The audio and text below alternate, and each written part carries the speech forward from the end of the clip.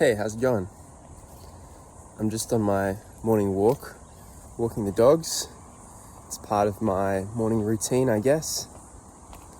I walk them down to this little hill and I tie them up, and then I do some little hill sprints for myself as well. I always think it's good to, when possible, dovetail a few things together that I'm doing something good for the dogs, and at the same time I'm doing something good for me. I feel like it sort of just makes life a bit more efficient and everything. And I guess now I'm even filming a little YouTube video, so doing three things at once now. Hey.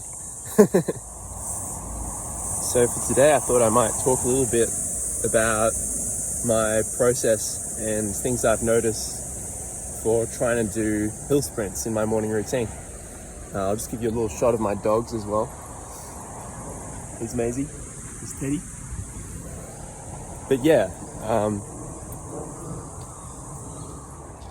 the main thing I think is just to take it one step at a time, and also to meet yourself where you're at. And I guess on one level, always lower the bar to something that you're willing to do. But on the other hand as well, lower the bar just to the next step that you're willing to do. For example, for me, I do get like, I really don't want to do these hill sprints. Sometimes I get that kind of thought, feeling, whatever. But also, like, the next step to take is always quite manageable, I feel.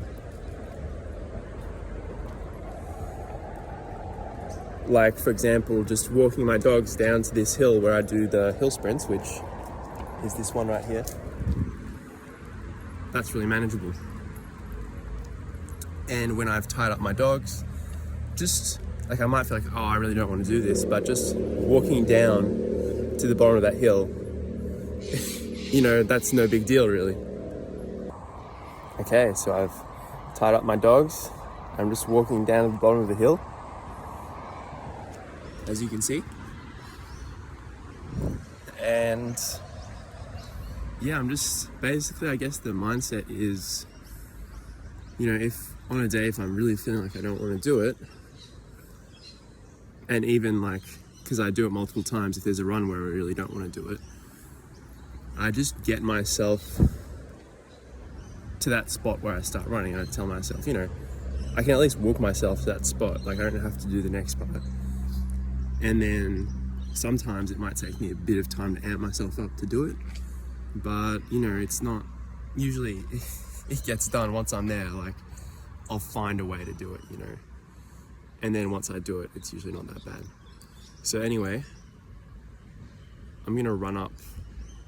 I'm going to do my first sprint now, and I'll talk to you after that. Okay, that was my first run. I'm a bit out of breath, but feeling okay overall. And we'll see if my dogs get excited when they see me. Nah, they usually know that it's only the third one that I'm gonna come and, whatever, I give them a few treats and everything to keep them happy.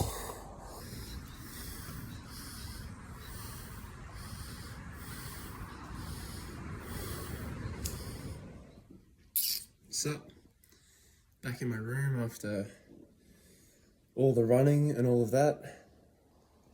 I walked my dogs back home, and I kind of got distracted, so I forgot to keep filming more bits of the video. Usually my routine after my run, I have a cold shower, so that's what I just did. And that went good as well. With regards to morning routine, I do think it's really important. I think often for me, I don't know if this is just because of my ADD. I don't think it's just that. I think it's a problem that everyone has as well, but possibly it's worse for me, is I can kind of just focus on one thing. And when I really want to grind forwards in life, that is my first tendency is to just go balls deep into like whatever project I want to get better at, or I want to build or whatever. But the problem is I have trouble actually switching between that and other life responsibilities. So in theory, having these routines that kind of bookend the day should be helpful for that. So this is going to be a weird analogy or a weird like thought experiment, but I almost want to think of it as if I haven't woken up and gotten out of bed until I've finished my morning routine.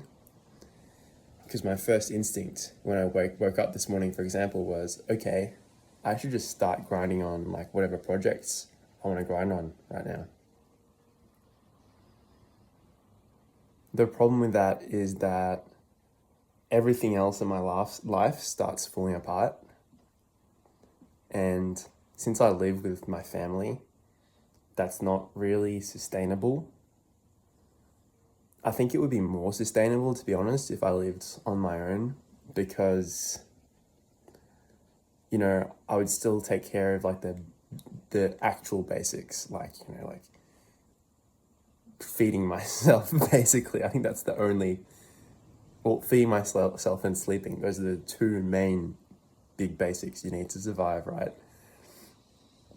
But as soon as you're interconnected in this household and everything, as soon as you're not pulling your weight with the chores or anything like that, the interpersonal relationships really collapse, I find. And I just find I cannot be productive when those relationships are too collapsed,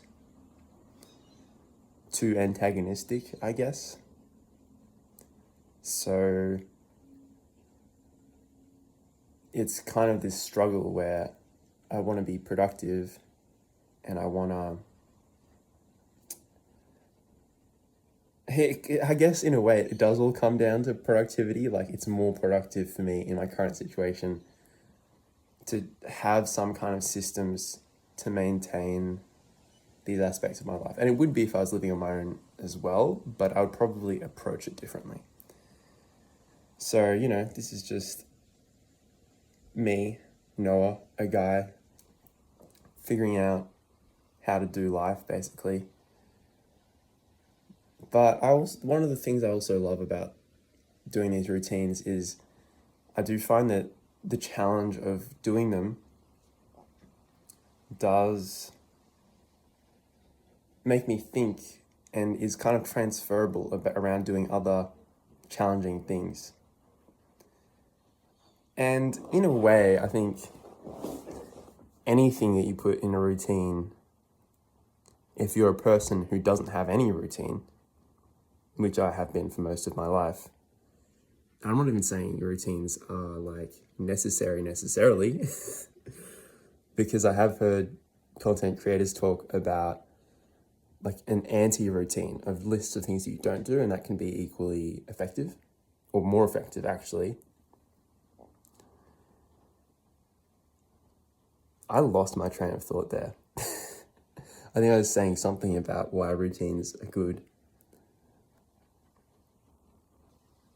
No, I remember now. I was saying if you don't have a routine, having anything in your routine, even if it's easy stuff, is going to be hard because just the fact of having a routine is not